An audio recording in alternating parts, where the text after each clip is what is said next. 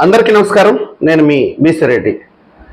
ఏ రాజకీయ పార్టీ అయినా ఎన్నికలు సమీపిస్తున్నటువంటి తరుణంలో అందుబాటులో ఉన్నటువంటి ప్రతి అవకాశాన్ని వినియోగించుకుంటాయన్నమాట. వీటిల్లో స్టార్ క్యాంపైనర్ అనేది మాత్రం చాలా ఇంపార్టెంట్. తెలుగుదేశం పార్టీకి నందమూరి తారక రామారావు గారి తర్వాత ఆ స్థాయిలో స్టార్ క్యాంపైనర్ లేడు అనేది మాత్రం వాస్తవం. చంద్రబాబు నాయుడు గారు పార్టీని బతికించుకోవడం కోసం, కార్యకర్తలను కాపాడుకోవడం కోసం మాత్రం ఎనలేని కృషి చేశాడు. అందులో మాత్రం సందేహం లేదు. కానీ చంద్రబాబు నాయుడు గారు అంటే ప్రతి ఒక్కరికి అభిమానం ఉండొచ్చు, కానీ ఆయన అంటే భయం ఉంది. ఆయన ఒక టీచర్గా చూస్తారు తప్ప ఒక ప్రజా బంధువుగానో ఒక ఆత్మీయుడుగానో ఎప్పుడూ చూడలేరు సామాన్యులు కానీ పార్టీ కార్యకర్తలు కానీ. అంటే ఆయన ఒక తండ్రి, ఒక పెద్దన్న, ఒక మందలిచ్చేవాడు, అన్ని వ్యవస్థలని గాడిలో పెట్టేవాడు, ఆ దృష్టితోనే చూస్తారు. కానీ ఒక ఆత్మీయమైనటువంటి వ్యక్తి అనేది అయితే చాలా వరకు తక్కువనే చెప్పాలి. అదైతే తెలుగుదేశం పార్టీకి చాలా లోటు.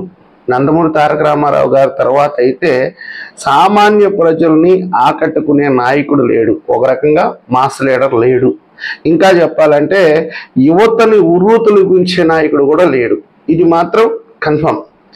అయితే నారా లోకేష్ గారి ఎంట్రీ తర్వాత, ఆయన ఎంట్రీకి ముందు చాలామంది చాలా రకాలుగా ఆయన విమర్శించారు, బాడీ షేమింగ్ చేశారు, నాలెడ్జ్ లేని వ్యక్తిగా క్రియేట్ చేశారు, ఎన్నో అబద్ధాలను ప్రచారం చేశారు. దాని ఫలితంగానే యువత మొత్తం కూడా 2014లో కానీ 19లో కానీ జగన్మోహన్ రెడ్డి గారి వైపు అయితే మళ్ళింది.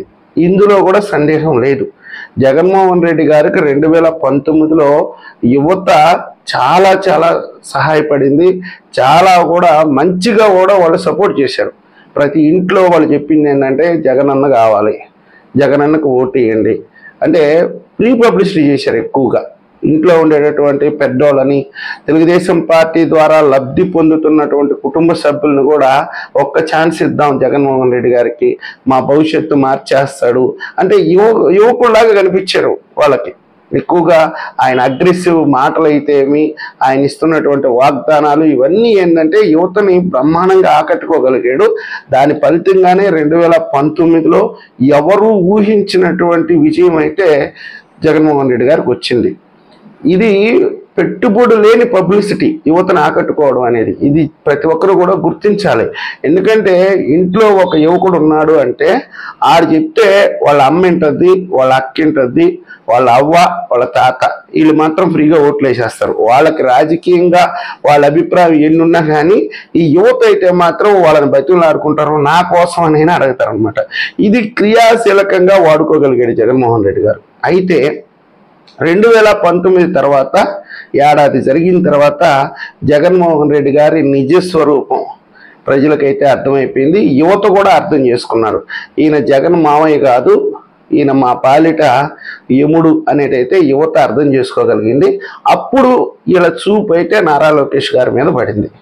లోకేష్ గారి నడవడిక, ఆయన ప్రవర్తన, ఆయన వాగ్దాటి, ఆయన ఇచ్చేటటువంటి హామీలు, యువతకి అందుబాటులో ఉండటం, ఎవరైనా కార్యకర్తలకు సంబంధించి ఏదైనా కేసులు పెట్టినప్పుడు వెంటనే స్పందించడం, ఇవన్నీ కూడా పార్టీయేతరులను కూడా ఆకర్షించగలిగింది.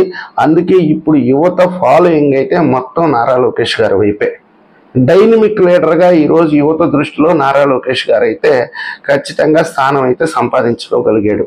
ఇప్పుడు తెలుగుదేశం పార్టీ నారా లోకేష్ గారిని అయితే ఖచ్చితంగా ఉపయోగించుకోవాలి. ఆయన కూడా పార్టీకి ఫుల్ టైం వర్క్ చేయాలి, తప్పదు. మరి ఈ మధ్య కాలంలో ఒక నెల రోజులుగా యాక్టివిటీ అయితే తగ్గింది. కొన్ని కార్యక్రమాల్లో పాల్గొంటున్నాడు, కానీ రాష్ట్ర స్థాయికి సంబంధించిన ఏ వ్యవహారాల్లో కూడా పెద్దగా లేడు. యువగళం పాదయాత్ర అయిపోయిన తర్వాత ఇప్పుడైతే మాత్రం అంటే కీలకమైన రోజులు వచ్చేసినాయి కాబట్టి ఇప్పుడు రాష్ట్ర వ్యాప్తంగా మళ్ళీ అంటే ఒకసారి యువగళం పాదయాత్ర అయింది. యువగళం పాదయాత్రకు ముందు పరిస్థితి ఏంది? తెలుగుదేశం పార్టీ పరిస్థితి టఫ్ ఫైట్ అన్నారు. చంద్రబాబు నాయుడు గారు ఏ డిసిషన్ తీసుకుంటారు, అభ్యర్థుల విషయంలో చంద్రబాబు నాయుడు గారు లొంగిపోతారు, అభ్యర్థుల విషయంలో జగన్మోహన్ రెడ్డి గారు చాలా స్ట్రిక్ట్గా ఉంటాడు, ఆయన గెలిచే అభ్యర్థులకే టికెట్లు ఇస్తాడు, ఎటువంటి పరిస్థితుల్లో రాజీ పడడు అనేది అయితే చాలామంది అన్నారు.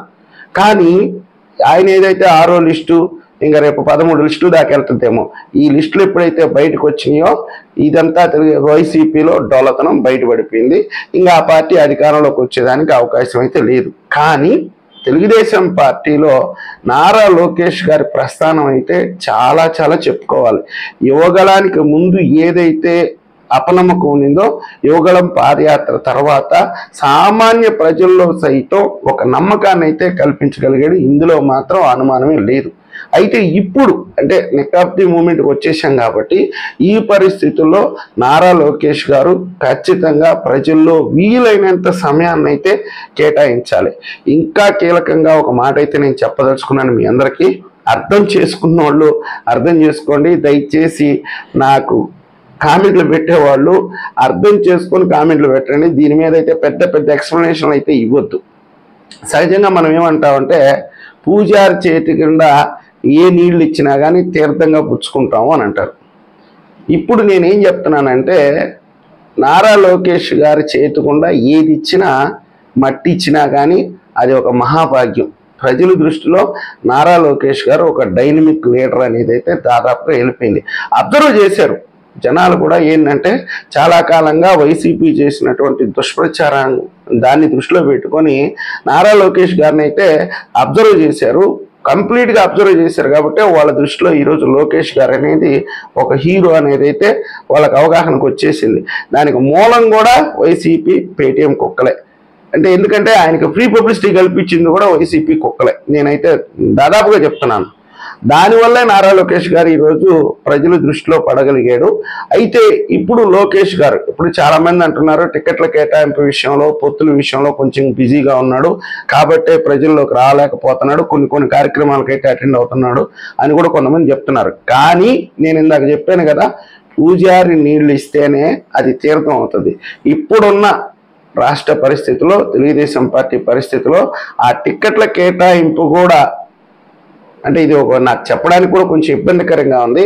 ఆయన ఇస్తేనే బాగుంటుందేమో, రివ్యూ చేయొచ్చు, ఏ అభ్యర్థి సెలెక్టెడ్ ఆడు పోటీకి అర్హుడా కాదా అనేది చంద్రబాబు నాయుడు గారు అయితే నిర్ణయించవచ్చు. కానీ ఆ కేటాయింపు అనేది నారా లోకేష్ ద్వారా జరిగితేనే కొన్ని గ్రూప్ రాజకీయాలకి ఫుల్ స్టాప్ పెట్టేదానికి అవకాశం ఉంటుంది. కొంత నమ్మకమైనటువంటి లిస్ట్ అనే దానికి కూడా ప్రజల్లో నమ్మకాన్ని కల్పించుకోవచ్చు. ఈ అభ్యర్థులంతా కొంచెం నమ్మకమైన వాళ్ళు, వీళ్ళు పోటీకి అర్హత కలిగిన వాళ్ళు అని. ఎందుకు ఈ విషయం మళ్ళీ చెప్తున్నానంటే చంద్రబాబు నాయుడు గారు లొంగిపోతాడు, కొంతమందికి మొహమాటం ఎక్కువ కొంతమంది విషయంలో అనేది ప్రజలకి కానీ కార్యకర్తలకు కానీ ఆయన మీద ఉండేటటువంటి అపనమ్మకం అనమాట. అదే లోకేష్ గారు అంటే అబ్బా సెలెక్టెడ్ పర్సన్ పంపించుంటాడు, ఆయన ఏదో భవిష్యత్తును ఆలోచించి ఆయనకి టికెట్ ఇచ్చుంటాడు అనే అభిప్రాయం కూడా ప్రజల్లో కార్యకర్తలు ఉంది. కాబట్టి ఈ టికెట్ల కేటాయింపు విషయంలో కూడా లోకేష్ గారి మార్క్ అనేది బయట ప్రపంచానికి తెలిస్తే ఫలితాలు కొంచెం అనుకూలంగా ఉండేటానికి అవకాశం ఉంది. ఈ వీడియో మీకు నచ్చినట్లయితే లైక్ చేయండి, సబ్స్క్రైబ్ చేయండి. ధన్యవాదాలు.